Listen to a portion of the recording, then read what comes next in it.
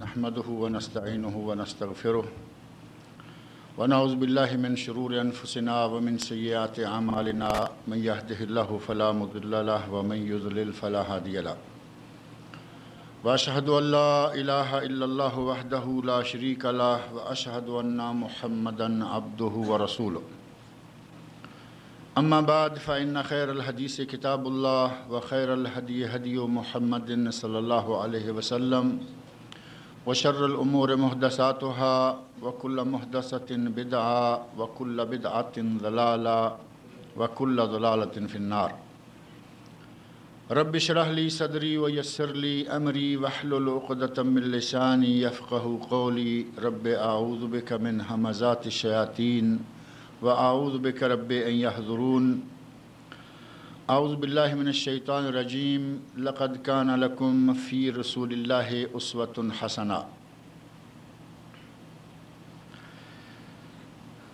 اللہ رب العزت کا ہم پر بہت بڑا احسان ہے کہ اس نے ہمیں حضرت محمد الرسول اللہ صلی اللہ علیہ وسلم کا امتی بنایا ہے۔ وہ نبی جس نبی کا امتی ہونا ایک بہت ہی بڑا شرف ہے۔ انبیاء کرام حضرت آدم علیہ السلام سے لے کر عیسیٰ علیہ السلام تک بہت آئے، بڑے بڑے آئے، بڑی بڑی عظمتوں والے انبیاء کرام گزرے، لیکن ان میں سے کوئی بھی نبی اتنی عظمت، اتنا مقام و مرتبہ اور اتنی قدر و منزلت کسی نبی کی نہیں تھی جتنی اللہ رب العزت نے ہمارے نبی کو عطا فرمائی۔ ہر اعتبار سے کوئی انسان کی زندگی میں کوئی ایسا شعبہ، انسان کی زندگی سے تعلق رکھنے والی کوئی ایسی بات نہیں ہے کہ جس کو اگر سامنے لایا جائے تو ہمارے نبی کسی معاملہ میں بھی کسی کمی کے شکار ہوں۔ ہر اعتبار سے اعلیٰ اس نبی کو اللہ رب العزت نے ہمارا راہبر، ہمارا رہنما، ہمارا قائد اور ہمارا پیر و مرشد بنایا ہے۔ جس نبی کے امتی ہونے کی خواہشیں پہلے انبیاء کرتے رہے، کتنا بڑا مقام ہے کہ پہلے انبیاء ہمارے نبی کی امت میں ہونے کی خواہشیں کرتے رہے کہ اتنا بڑا نبی جو آنے والا ہے کہیں انہیں بھی موقع مل جائے، اور ہمیں خواہش کیے بغیر ہی اللہ نے اس نبی کا امتی بنا دیا ہے۔ کتنا بڑا اللہ کا احسان ہے ہمارے لیے۔ اور اس نبی کو جس کا مقام و مرتبہ بیان کرنا کسی کے بس میں ہی نہیں ہے، اس کو اللہ رب العزت نے، یہ جو میں نے چھوٹی سی آیت پڑھی ہے سورۃ الاحزاب کی، یہ آیت نمبر 21 ہے، لَقَدْ كَانَ لَكُمْ فِي رَسُولِ اللَّهِ أُسْوَةٌ حَسَنَةٌ، تمہارے لیے اللہ کے رسول صلی اللہ علیہ وسلم میں بہترین نمونہ ہے۔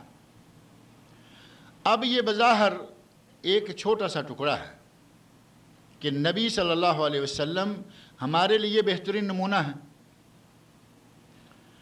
اگر کسی کی شخصیت، اگر کسی کا کردار، اگر کسی کی عادات، اگر کسی کا اطوار ہم سے اوجھل رہے تو وہ ہمارے لیے نمونہ کیسے بنے گا؟ اگر ہمیں پتہ ہی نہیں کہ آپ رات کو جاگتے کیسے تھے، دن کو کھاتے پیتے چلتے اٹھتے بیٹھتے کیسے تھے، تو ہمارے لیے نمونہ کیا ہو سکتے ہیں؟ سب سے پہلی بات یہ اس آیت سے پتہ چلتا ہے کہ اللہ رب العزت نے ہمارے نبی حضرت محمد مصطفیٰ صلی اللہ علیہ وسلم کی زندگی جب سے آپ کو نبی بنایا ہے تب سے لے کر آپ کی وفات تک اس کے شب و روز ہم تک پہنچانے اپنی ذمہ لے رکھے۔ یہ نہیں ہے کہ آپ رات کو عبادت کس طرح کرتے ہیں ہم تک نہ پہنچے، کیونکہ یہ نفلی عبادت ہے اور گھر کے اندر ہوتی ہے، اور وہ کام جو آپ نے زندگی میں دن کے وقت کیے ان میں سے کوئی ہم سے اوجھل رہ جائے، قطعاً ایسا نہیں ہے۔ اللہ نے فرمایا لَقَدْ كَانَ لَكُمْ فِي رَسُولِ اللَّهِ أُسْوَةٌ حَسَنَةٌ، میرا نبی تمہارے لیے بہترین نمونہ ہے۔ وہ بہترین نمونہ ہمارے لیے ہو ہی نہیں سکتا تھا جس کی عادتیں، جس کے اخلاق، جس کے کردار کی تفصیلات ہمارے لیے موجود نہ ہوں۔ اب نبی صلی اللہ علیہ وسلم کو اللہ رب العزت نے ہمارے لیے بہترین نمونہ بنا دیا، اور اس نبی کے زندگی کے شب و روز، دن کی رات کی ایک ایک گھڑی، ایک ایک لمحہ اللہ نے محفوظ فرما دیا۔ صحابہ کرام رضی اللہ عنہم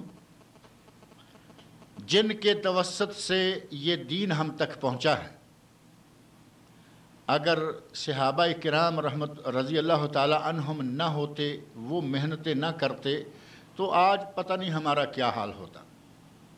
ان لوگوں نے اپنی روزی روٹی کے لیے کبھی اتنی فکر نہیں کی جتنی محمد رسول اللہ صلی اللہ علیہ وسلم کی زبان سے نکلنے والے کلمات کو محفوظ کرنے کی فکر کی۔ دو بھائی سگے، صحابہ میں سے دو بھائی سگے ہیں۔ آپ ذرا توجہ فرمانا کہ ہم اپنی ساری زندگی روٹی کمانے کے چکر میں ہی برباد کر دیتے ہیں، اور روٹی پھر بھی ہماری پوری نہیں ہو پاتی۔ کبھی کسی نے کہا ہے کہ میرے پاس بہت ہو گیا ہے؟ کہتے ہیں کہ انسان کا پیٹ کبھی نہیں بھرتا، اس کا پیٹ صرف قبر کی مٹی بھرے گی، ورنہ یہ اور آ جائے اور آ جائے اور آ جائے، دن رات اسی کام میں لگا ہوا ہے۔ صحابہ کرام رضی اللہ عنہم جن کی محنتوں کے نتیجہ میں آج ہم اصلاً مسلمان ہیں، ان کی محنتوں کے نتیجے میں ہم مسلمان ہیں۔ وہ محنتیں نہ کرتے، نبی اکرم صلی اللہ علیہ وسلم کی باتوں کو محفوظ نہ کرتے، ہم تک دین پہنچتا ہی نہ۔ دو سگے بھائی ہیں اور دو سگے دوست ہیں، دو صحابی ہیں۔ مختلف واقعات میں وہ یہ طے کر لیتے ہیں کہ دیکھو بھائی، آج تم نبی صلی اللہ علیہ وسلم کے حضور میں رہو، نبی صلی اللہ علیہ وسلم کے ساتھ رہو، آپ نے سارا وقت جو کچھ آپ کی زبان مبارک سے نکلے وہ محفوظ کرنا ہے، اور شام کو مجھے دینا ہے، اور میں کام پہ جاتا ہوں، میں جو روٹی روزی کما کے لاؤں گا وہ میں آپ کو دے دوں گا۔ ہم دونوں وہ جو کمائی ہے، اجرت ہے، مزدوری ہے، اس کو ہم بانٹ کے کھا لیں گے، اور جو تم علم نبی اکرم صلی اللہ علیہ وسلم کی زبان مبارک سے نکلا ہوا حاصل کرو گے، اس کو ہم بانٹ لیں گے۔ دو صحابی یہ نہیں کرتے کہ چلیں کام تو کریں، پہلے روٹی کا دندہ تو سیدھا کریں، اس کے بعد دیکھا جائے گا کہ یہ کیا کہتے ہیں۔ ان لوگوں نے ایک شیڈول تیار کر لیا، ایک ٹائم ٹیبل بنا لیا، آج تم کام کرو، میں حدیثیں جمع کرتا ہوں، کل میں کام کروں گا، تم حدیثیں جمع کرنا، تاکہ دونوں نبی صلی اللہ علیہ وسلم کی خدمت سے شرف سے بھی مشرف ہوتے رہیں، اور کام بھی دونوں باری باری کرتے رہیں۔ ان صحابہ کرام رضی اللہ عنہم کو اللہ رب العزت نے یہ ذوق دے دیا کہ تم میرے نبی کے شب و روز کے تمام لمحات کو محفوظ کرتے رہو، اور اس کو تم نے امت کے آئندہ آنے والے لوگوں تک پہنچانا ہے۔ کچھ لوگ وہ ہیں جن کے بارے میں آپ سنتے ہوں گے، وہ کہتے ہیں کہ یہ حدیث کیا ہے، یہ تاریخ ہے، اس میں کوئی باتیں صحیح ہو سکتی ہیں، غلط ہو سکتی ہیں، حدیث 100 سال کے بعد جمع ہوئی، 200 سال کے بعد جمع ہوئی۔ ہمارے ہندوستان کے اندر، ہمارے پاکستان کے اندر، میرا خیال ہے اگر اجازت دیں تو بنگلہ دیش بھی ساتھ کہہ دیتے ہیں، کیونکہ میں جب بھی ہندوستان کہتا ہوں اس سے مراد انڈیا نہیں ہوتا، یہ ذہن میں رکھ لینا، شاید پھر بھی کبھی بات آ جائے۔ ہندوستان سے مراد ہے متحدہ ہندوستان، جب کبھی اکٹھا تھا، جس سے پاکستان نکلا، پھر اسی سے بنگلہ دیش نکل گیا، اور اسی سے اصلاً یہ نیپال اور یہ وہ کئی ملک نکلے ہوئے ہیں، یہ سارا ہندوستان ہے۔ اس ہندوستان کی زمین بڑی عجیب ہے، کبھی یہ جعلی نبیوں کو جنم دے رہی ہے، کبھی ایسے لوگوں کو جنم دے رہی ہے جو اسلام کے خلاف بد زبانی کرنے والے ہیں، کہلاتے ہیں مسلمان اور کرتے ہیں اسلام کے خلاف بد زبانی۔ یہ بھی ہماری سرزمین پیدا کرتی ہے، جھوٹے نبی بھی ہماری سرزمین پیدا کرتی ہے۔ اور یہ بات معروف ہے کہ ہندوستان کے اندر جو قادیان نام کا شہر، چھوٹا سا، میں نے تو دیکھا نہیں ہے، کسی نے دیکھا ہو تو اسے معلوم ہوگا کہ قادیان کتنا شہر ہے، چھوٹا سا شہر ہے، اتنا بڑا اس نبی پیدا کر دیا۔ آج اس نے مسلمانوں کے اندر، پاکستان میں کیا، انڈیا میں کیا، برطانیہ میں کیا، دور دور تک اپنی شاخیں پھیلا رکھی۔ وہ لوگ جن کو امت اسلامیہ نے کافر قرار دے رکھا ہے لیکن وہ اپنے آپ کو مسلمان کہہ کر ساری دنیا میں اپنا شر پھیلا رہے. اس ہندوستان میں ایک وہ طبقہ بھی اٹھا جس نے کہا کہ ہمیں قرآن کافی ہے, ہمیں نبی صلی اللہ علیہ وسلم کے فرمان کی ضرورت نہیں ہے.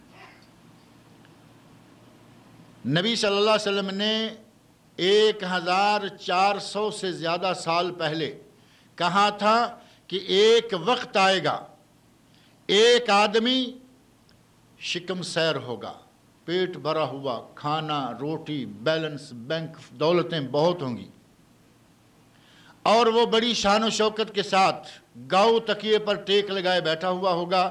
اس کے پاس میری حدیث آئے گی اور وہ کہے گا کہ ہمیں قرآن کافی ہے, ہمیں حدیث کی ضرورت نہیں.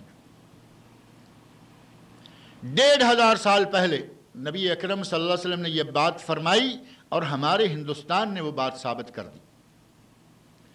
یہ شخص دنیا کے کسی دوسرے ملک میں پیدا نہیں ہوا, اس کے لیے اللہ نے اختیار فرمایا تو خطہ ہمارا اختیار فرمایا. ہندوستان میں عبداللہ چکڑالوی نام کا آدمی اٹھا اور اس نے یہ کلمات کہے, اور اس وقت کے علماء کی نقل موجود ہے. وہ کہتے ہیں کہ جس طرح نبی صلی اللہ علیہ وسلم نے فرمایا تھا کہ آدمی گاؤ تکیے پر ٹیک لگائے مسند شین بڑی شان و شوکت سے بیٹھا ہوگا, بے عین ہی یہ انسان بیٹھا ہوا تھا. نبی اکرم صلی اللہ علیہ وسلم کی حدیث کسی نے بیان کی تو اس نے کہا ہمیں اس کی ضرورت نہیں ہے. وہ لوگ اب بالوں پر نکال رہے ہیں اور ان کا کچا چٹھا جو ہے وہ پاکستان انڈیا سے نکل کر مختلف علاقوں میں پھیلا, اور اس میں سے سب سے زیادہ زور جو بیرونی ممالک میں, عرب ممالک میں, یا بالضبط خلیجی ممالک, یہ GCC کے جو ملک ہیں, ان میں سے ان کا زور کویت میں ہے. اور ابھی پچھلے سال کی بات ہے کہ کویت کی حکومت نے ان کا لٹریچر جمع کر کے اس کی تردید کرتے ہوئے باقاعدہ سرکاری طور پر فتویٰ صادر کیا ہے کہ یہ گروہ جو ہے یہ کافر ہے. اپنے آپ کو کیا کہتے ہیں؟ اہل قرآن. ہم اہل قرآن ہیں. کیا آپ اہل قرآن نہیں ہیں؟ ہم اہل قرآن نہیں ہیں. ہم بھی اہل قرآن ہیں. وہ بھی اپنے آپ کو اس خوبصورت نام کے نیچے دبا کر یا اپنا ایک خوبصورت سا نام رکھ کے نبی اکرم صلی اللہ علیہ وسلم کی احادیث کا انکار کرتے ہیں. یہ انکار سنت کا فتنہ بھی ہمارے یہاں سے اٹھا. ان لوگوں نے جن لوگوں کو تربیت دی, جن لوگوں کو وہ آگے لائے, انہوں نے اپنی کتابوں میں یہ زہر بھرنا شروع کر دیا کہ نبی صلی اللہ علیہ وسلم سے جو احادیث ہم تک پہنچی ہیں وہ کب اکٹھی ہوئیں, کس نے اکٹھی کیں, اور 100-200 سال کے بعد یہ کتابیں لکھی گئیں, ان میں کیا صحیح ہے کیا غلط ہے ہم نہیں جانتے. حالانکہ تدوین حدیث کا موضوع مستقل ایک لمبا موضوع ہے کہ صحابہ کرام رضی اللہ عنہم نے آپ کی حیات طیبہ میں آپ کی زبان سے نکلنے والے کلمات ساتھ ہی ساتھ لکھنا شروع کر دیے تھے. اور ایک مرتبہ ایک صحابی نے اپنے ساتھی سے کہا کہ کیا کرتے ہو تم, جو چیز ہے لکھتے چلے جاتے ہو, جو بات آپ کی زبان سے نکلتی ہے اسے ہی لکھ لیتے ہو. نبی اکرم صلی اللہ علیہ وسلم کبھی غصے میں ہوتے ہیں, کبھی خوش ہوتے ہیں, کبھی کسی حالت میں ہوتے ہیں, تم ایسا کیوں کرتے ہو؟ یعنی انہوں نے ایک احتیاط کا مشورہ دیا. نبی اکرم صلی اللہ علیہ وسلم تک یہ بات پہنچی تو کہا ساتھیو یہ بات ذہن میں رکھو, میں غصے میں ہوں یا خوش ہوں میری زبان سے کبھی حق کے سوا کچھ نہیں نکلے. یہ نہیں ہوگا کہ غصے میں ہیں تو جو چاہے جیسے ہم اول پھول بک جاتے ہیں. نبی صلی اللہ علیہ وسلم کی زبان مبارک سے ایسا کچھ نہیں نکلتا. صحابہ کرام لکھ لیا کرتے تھے, اور صحابہ کرام کے پاس کتابوں کے وجود کا باقاعدہ تاریخ میں پتہ چلتا ہے.